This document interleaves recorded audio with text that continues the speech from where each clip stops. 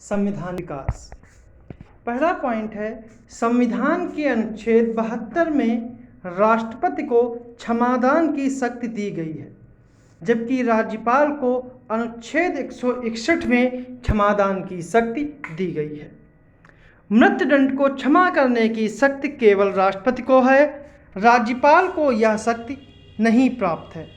मृत्युदंड के निलंबन, परिहार या लघुकरण करने की शक्ति राज्यपाल और राष्ट्रपति को समान है। राष्ट्रपति के क्षमादान की शक्ति की न्यायिक समीक्षा नहीं की जा सकती, बशर्ते राष्ट्रपति का निर्णय स्वेच्छाचारी, विवेक रहित और दुर्भावना अथवा भेदभावपूर्ण न हो। राष्ट्रपति क्षमादान शक्ति का प्रयोग मंत्रिमंडल के परामर्श से करेगा।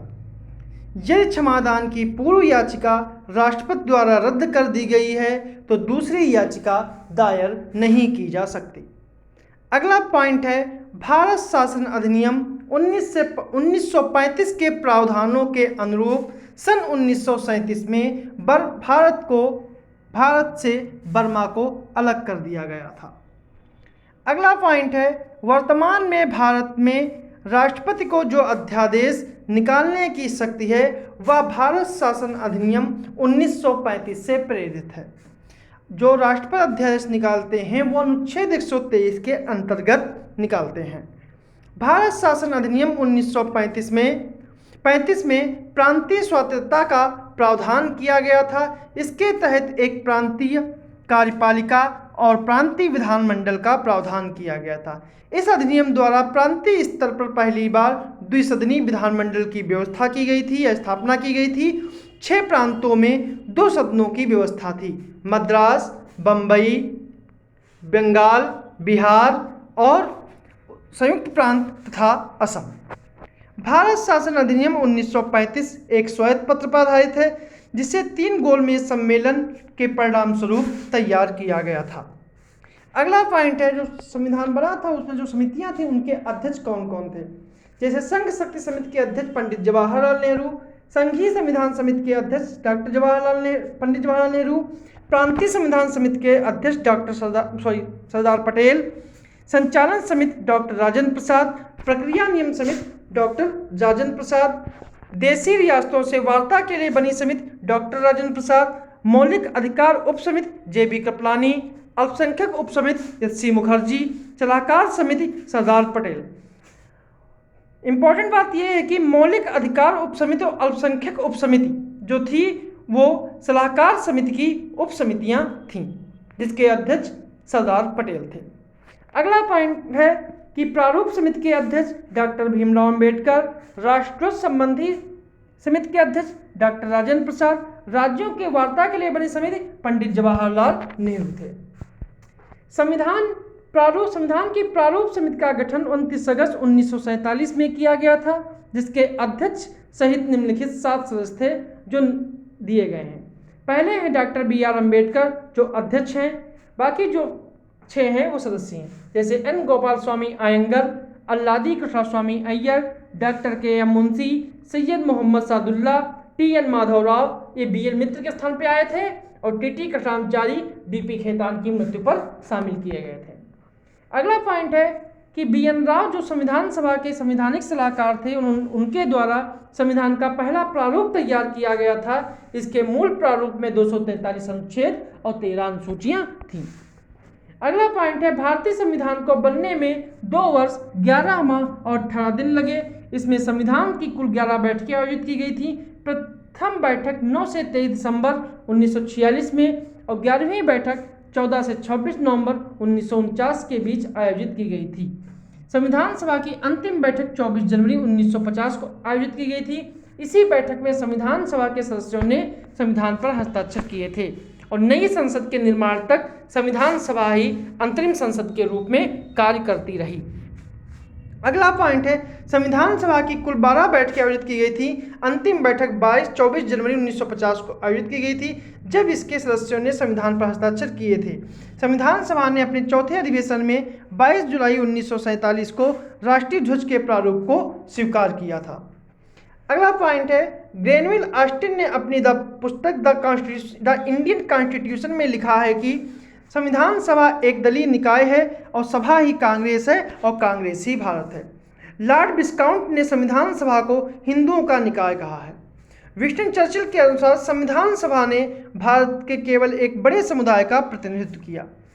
आइवर जेनिक्स के अनुसार भारतीय संविधान निर्माताओं ने भारतीय संघ में अल्पसंख्यक हितों और भावनाओं को न्यूनतम रखने का प्रयास किया।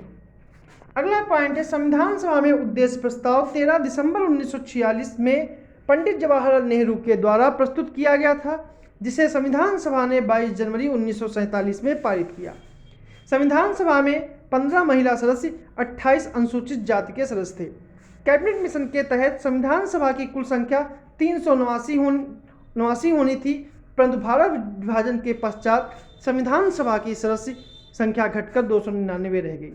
26 नवंबर 1949 को 284 सदस्य उपस्थित हुए थे और अंतिम रूप से पारित संविधान पर हस्ताक्षर किए थे। अगला पॉइंट है, एक्ट 1773 को ही रेगुलेटिंग एक्ट कहा जाता है। इसके द्वारा ही भारत में एक सर्वोच्च न्यायालय स्थापित करने संबंधी प्रावधान किया गया था, परंतु सर्वोच्च न्यायालय की स्थापना 1774 में कलकत्ता में की गई थी, न कि 1773 में।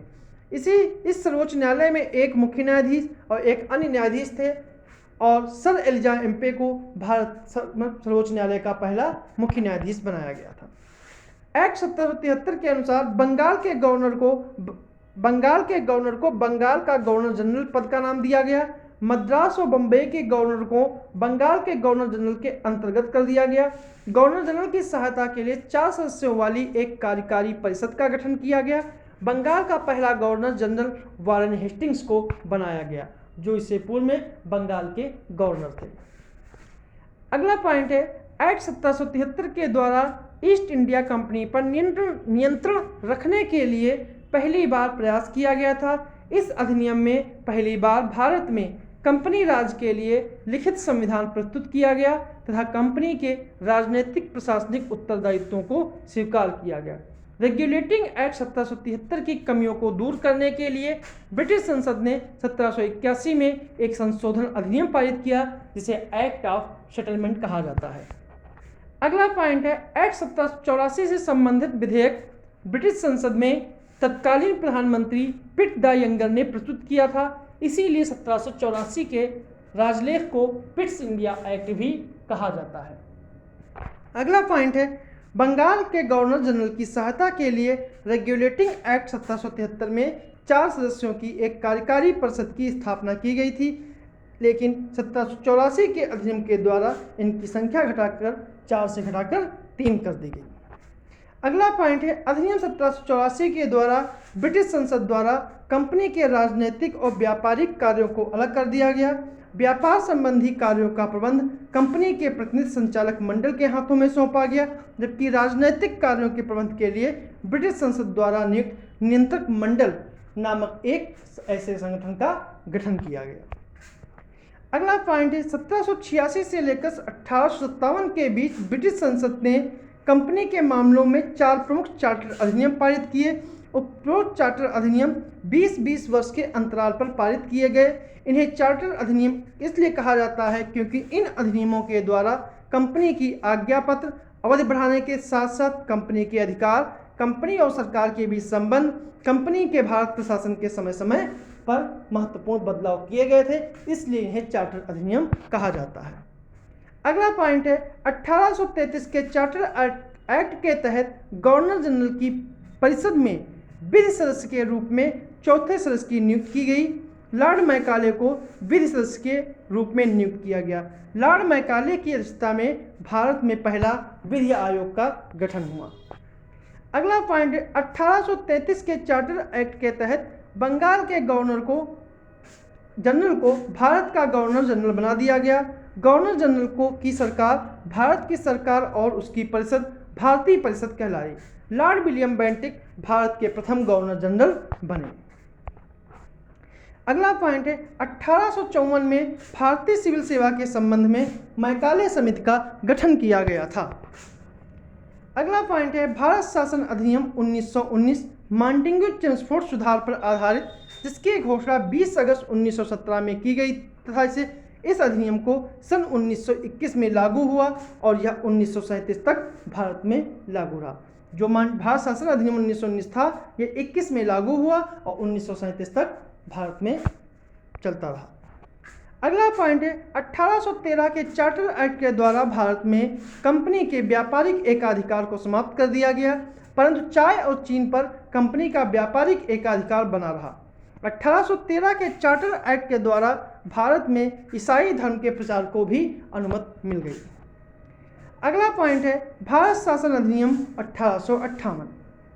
ये हमारा आखिरी पॉइंट है कि भारत के राज सचिव नामक एक नए पद का सृजन किया गया। यह सचिव ब्रिटिश मंत्रिमंडल का सदस्य होता था और भारतीय मामलों में ब्रिटिश संसद के प्रति उत्तरदायी होता था। भारतीय प्रशासन पर नियंत्रण की संपूर्ण शक्ति राज्य सचिव में निहित थी। भारत सचिव की सहायता के लिए 15 सदस्यीय एक परिषद का गठन किया गया। यह परिषद एक सलाहकारी समिति थी। परिषद का अध्यक्ष भारत सचिव को बनाया गया।